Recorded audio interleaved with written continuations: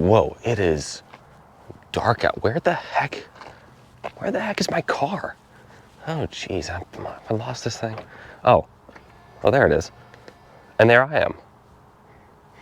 You know, it's a little dark out here. Let's just get some lights on. That's better. Hey. Hi,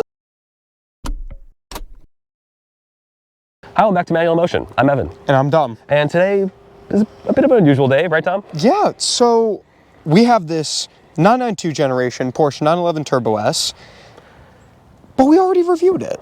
Yeah. It's weird. What? It's like there's a link somewhere in the distance over there, or maybe down there, maybe over there. Who knows? Why are we here? Well, here's the thing.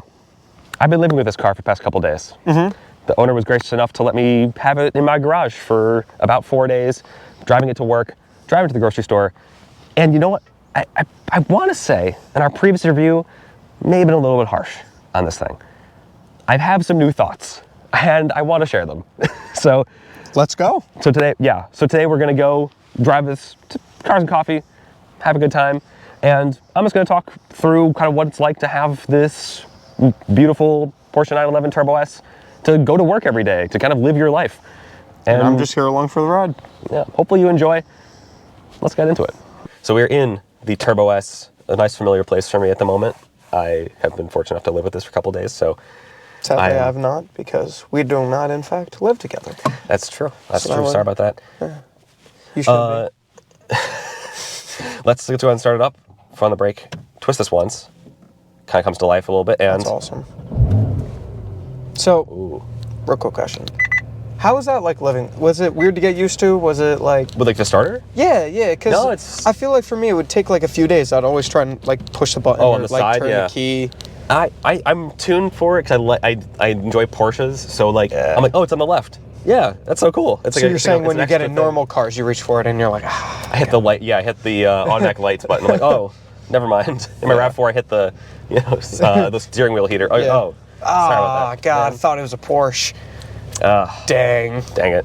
Well, let's get rolling out of here. Boom. And here we are. I still don't like the shifter. I don't mind it. Actually, living with it, the shifter is the least annoying thing in this car. It's actually, like, has good heft to it, and you feel like you're doing something every time you push it. Okay. I mean, I can understand that. God. The start-stop in this car is annoying.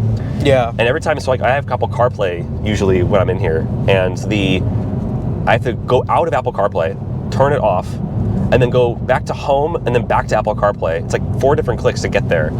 You need hard buttons. The gas mileage on this thing has been actually not terrible. It's been 15. That is actually surprisingly good. For an extremely high performance vehicle, I'll take it. Yeah. I mean, it is also a twin turbo flat 6. It's not going to be like a it's not going to be like a supercharged V8. What's the most annoying thing about this car? Because I know there is one. We're starting off with the most annoying thing. Yeah. Starting off. Got to start off with the most annoying thing is just how low it is and how I have to like be careful with it. Because I have to keep using this lifter button. The lifter button position is actually great because it's like right here. Yeah. And you can save smart lift locations where it will lift it for you automatically. That's actually which I like, and it's quick. It's relatively quick, and that's probably the most annoying thing. Is just like getting used to a really low car. But other than that, I mean, I'm trying to think. There's a couple little like things, and I would be nitpicking if I start going through them, but I can. I have this light on here all the time, and it actually illuminates the interior more than you'd think. That's been a little bit annoying. Yeah. It's like when your parents turn on the lights when you're trying to sleep. Like, I'm trying to have a calm night drive. Exactly. And then there's its lights on. This has not been annoying though. Oh God. Getting to do that onto the highway has been an absolute pleasure. Oh, I missed it. God. That. We have already reviewed this car. I drove it, Evan drove it. The owner was very gracious enough to let Evan live with this car for a few days, and I'm jealous. I'm so jealous because this car is so good. It's not a back road cruiser and like back road bomber, how you like can dive through corners. It's not that light. It doesn't feel that light around corners. Yeah, it is a heavy, arguably, in terms of Porsche, yeah, it is heavy. But What it is good for is what we're doing right now. We're on the highway, going at like 75 miles an hour and like a little bit of traffic. And that is sort of where it feels at home. I feel like I'm at home when I'm on the highway in this car, which is something that is weird to me in a Porsche, but it just does feel, it feels at home here. This car really does shine because of how comfortable and usable it is. And it has been usable. So actually last night I took it to get groceries. You took a 911 Turbo S to get groceries. I took it to get groceries. I wanted to see if I could actually fit some grocery things in here because the trunk's big enough to fit me. So yes, like I actually wanted to see. I got some. You'll see some footage right now. I got some toilet paper and some Kleenex and like a bag of groceries. Fits totally fine, and I have a backpack in there also. So it was actually quite spacious, and I probably could have fit more in there if I really tried. So what sells you on this car? What is the thing that kind of makes you say, this is an amazing daily? That's a fantastic question. I think it's a sense of occasion for me. The way that I can get up in the morning and see this in my garage in the morning, and then go to work in a Turbo S knowing you have the fastest car like there that's probably on the road at the moment, you know, that early in the morning. It's such a cool feeling, and it's something that I don't want to stop doing. It was a joy to get up in the morning and get in this car and go to work in traffic. Yeah. Like I can't even imagine. Oh yeah, it was amazing. And like the way, because it's such a great car to just do whatever you want to do. You want to go to work, you want to be comfortable, fine. You want to pass everyone on the highway, you can absolutely do that. And it's also great. I know it's not many people stare at this car. Speaking of suspension, how is it? It's been very compliant. It never lets you forget that you're driving a sports car, I will say. Like, if people do talk about these being very comfortable to drive, and we've said it's comfortable to drive, again, relatively speaking, in the world of supercars, it's obviously not going to beat an S-Class or something like that, where it's like way more luxurious focused. This is luxurious for a Porsche. Yeah. And it doesn't let you ever forget, though, that you're in a special car. It's how slow, does it... It's fun. Yeah, how does it compare to like the other cars we've driven, like the Pista, all of that, where it's got the Magna ride, it's got the fancy dampeners. It's a different price point, but it's more comfortable than that. It's more comfortable. Way more comfortable. It's this has, again, like, it's damped well. We're in New England. Terrible back roads. So awful back roads. There's not many places you can really find a really great smooth road. Yeah. So, but this gives you a good opportunity to feel out what they actually did suspension-wise to make this comfortable, and it is just, it doesn't feel floaty over the bumps. It doesn't feel bouncy or like it's crashing over bumps, even though it's obviously a very fast car. It doesn't feel like you're going to fall into the pothole. No, it feels like, honestly, so I mentioned it feels substantial compared to like a GT3. Yeah. It feels substantial going over bumps. It feels like I'm in a bigger car where I'm just like taking the bumps like head on, and like it's handling it so well. Sorry. No, I love listening to the engine in this thing. These things are not quiet, by the way. This is not quiet at all. No, you can hear it a mile away. The only times it's quiet is on idle. And like this is a completely stock 911, and that was a tunnel. Love tunnels. It pops and bangs. It's does got burbles and bang to it when you have the loud exhaust on. Comparing your daily life in a RAV4 to your daily life in a car that's a lot more expensive. Mm-hmm. Like how did you have to adjust? The big thing for me has been the extra layer of nervousness because I'm starting up and driving to work in a several $100,000 car. Yes. And that takes a toll on you. That's like, I get to work and I can breathe. I'm like, well, I mean, even sitting in a parking lot, like, God forbid, at the grocery store, some idiot who throws their cart. You're always worrying a little bit about it. Yeah. And I think it's obviously a symptom of the fact that it's not mine. Yes. And I can't afford this car. And if I did, I maybe wouldn't worry about it as much. But yeah, it's something that, again, as us as people who can't afford this and are just getting the opportunity to taste a little bit of what it feels like. It's like a wine tasting. It's like a little bit of a sip, elegant tasting. and then they say the bottle is worth $1,000. You're like, never mind. And then you spit it out and say, "Give me my money back." And then, but like, this doesn't have. this car is so easy to drive, it kind of does sometimes lull you in a sense of false security where you're like, oh yeah, I can just do whatever I want in it. But then you kind of look down and you're like, never mind, I'm actually driving something insane. Super special. And I don't want to mess it up. An insanely good driver. It's not, again, I wouldn't take it out on a weekend. It's not built for that. It's not but I would happily take it to work every single day of my life. It is a daily. It is not a weekend cruiser. I find it so interesting. I remember, if you watch our other video on this, I was almost disappointed with it. I wanted it to be, I think, something it wasn't. I wanted it to be like kind of as light on its feet as a GT3, but with the turbos. But it's not. It's more substantial. It feels more bank vault than that. Yeah. And I don't.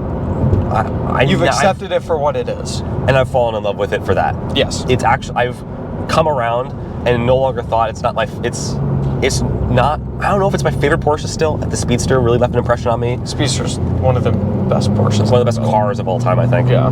But this jumped from probably like in the top 10, low top 10s to top 3 for like dream dailies. So we're on a back road right now, and this car doesn't do poorly on a back road. It's just clearly the personality of it isn't meant for it. But you brake, it is nose dives. It's just so much power for these roads. Yeah. Like 500 horsepower in the GT3 is like kind of the perfect amount, where it's a lot, but certainly not too much. The one thing also I've noticed is, we were talking about weather, this is on winter tires actually, which is because the under dailies is. And so, you can feel a little bit of traction loss compared to when we had before, which was on summer tires. Yes. And so you do get a little bit of slip. You feel a little bit squidgier going over the road. That's probably like the one thing that I've noticed more about how the character of the car drives in comparison to previously. Yeah. Obviously not subtracted from the fun. It makes it a little more fun because you kind of can you feel the car kind of sliding a little bit more than you would. This also has a lot of race tech in it, like a lot of performance tech, but also like creature comforts. Like the screens and the gauge cluster have been such a pleasure to live with. Obviously the kind of big joke is you can't see them, but like they're really clear and really great.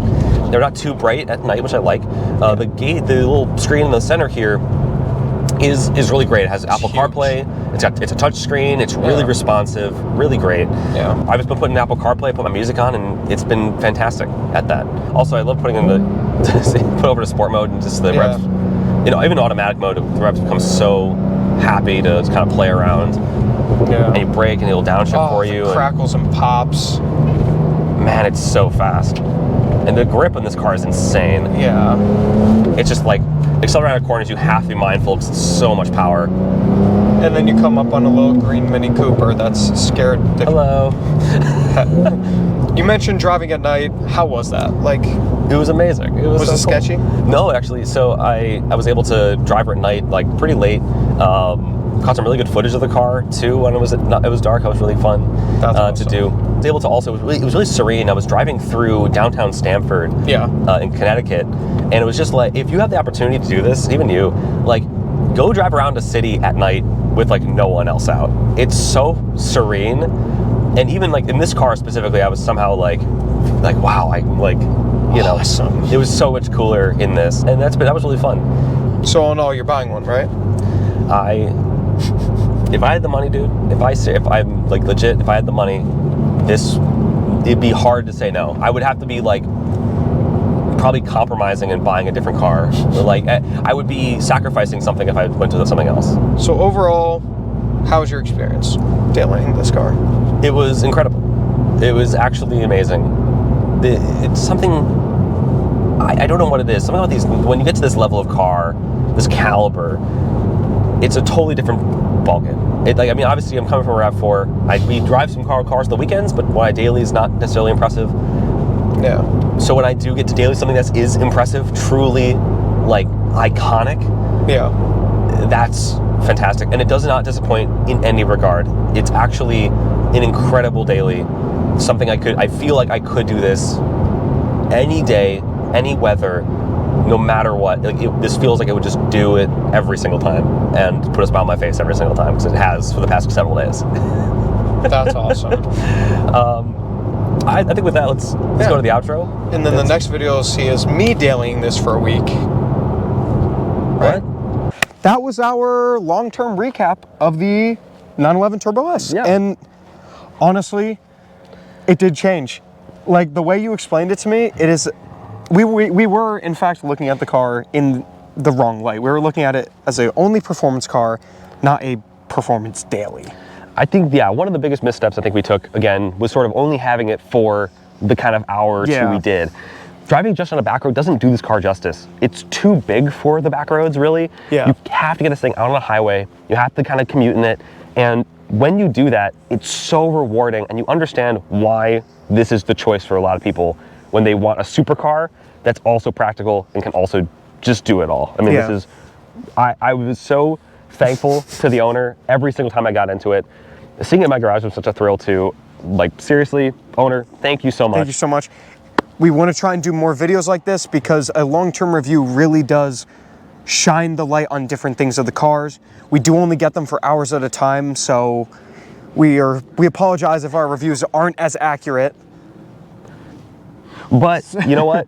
Again, the more support we get, the more you like, the more you subscribe, and the more we get below. to do stuff like this. We get to do this more. Yeah. So anyway, thank you so much for watching. Really appreciate it. Have a good day. Yo. Yo, you want to fight? Yo.